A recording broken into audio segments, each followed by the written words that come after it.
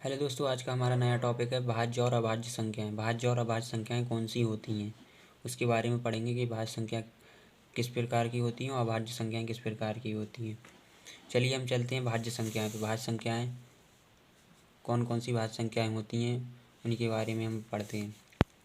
जैसे लिखा है, वे पूर्ण संख्याएँ जो स्वयं और एक के अतिरिक्त अन्य किसी संख्या से पूरी विभाजित होती हैं भाज्य संख्याएं कहलाती हैं। यहाँ लिखा है, स्वयं और एक के अतिरिक्त अन्य किसी संख्या से पूरी विभाजित होती हैं, यानी कि सीधी सीधी बात है, इसके दो गुणनखंड से ज़्यादा हों,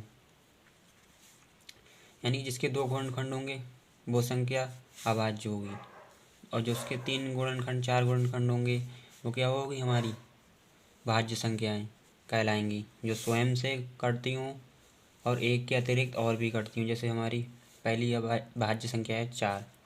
जैसे 4 किससे कटती है, 1 से कटती है, 2 से कटती है, और 4 एकम 4 भी होता है, यानी कि 4 के क्या गुणनखंड हैं, 3। 4 के हमारे कितने गुणनखंड हुए, 3।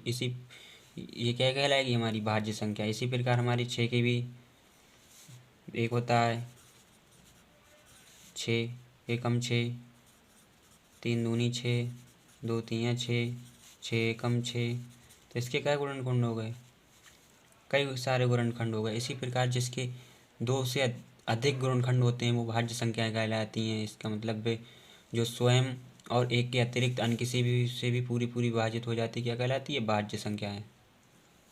इसी प्रकार हमारा अभाज्य संख्याएं किसे कहते हैं, लिखा है, वे पूर्ण संख्याएं जो स्वयं और एक के अतिरिक्त अन्य किसी संख्या से पूरी विभाजित नहीं होती हैं अभाज्य संख्याएं कहलाती हैं। जिसके खाली स्वयं और एक के अतिरिक्त अन्य किसी से विभाजित नहीं हो, जिसके मात्र एक या दो गुणनखंड हो, वो क्या कहलाएगी, अभाज्य संख्याएं। जैसे 3 किससे कटता है, या तो स्वयं से कटेगा या वन से कटेगा। देखो 3 एकम 3, या तो 3 एकम 3 या 1 तियाँ 3 होते हैं, यानी कि इसके दो गुणनखंड और किसी के बारे में 3 नहीं आता, तो ये हमारी क्या हो गई, अभाज्य संख्या है। 5 के भी 5 स्वयं से कटता है और वन से कटता है। इसी प्रकार 7 है जो जिसके स्वयं एक वन से कटता है और 7 से कटेगा, या क्या है गैस, 7। इसी प्रकार हमारी 11 है, 13 है, 17 ये क्या हैं, अभाज्य संख्याएं हैं। इसलिए मैं यहाँ पर जो भाज्य संख्या लेके आया हूँ ये अभाज्य। जैसे कि 48 के कितने गुणनखंड होते हैं, 48 के कई से, एक तो 48 का 12, 12 चौक 48, 16 तियाँ 48, तो इसके दो गुणनखंड तो यही हो गए, एक हो गया ये, यानी कि ये क्या है, इसके 2 से ज़्यादा गुणनखंड है, तो क्या होगी, ये अभाज्य संख्या होगी, भाज्य संख्या होगी, सॉरी भाज्य संख्या होगी। 60 की भी 10 से कटती है, 60 6 से कटती है, 3 से कटती है, तो ये क्या है, हमारी भाज्य संख्या 128, 130। इसी प्रकार हमारी कई सारी भाज्य संख्याएँ होती हैं।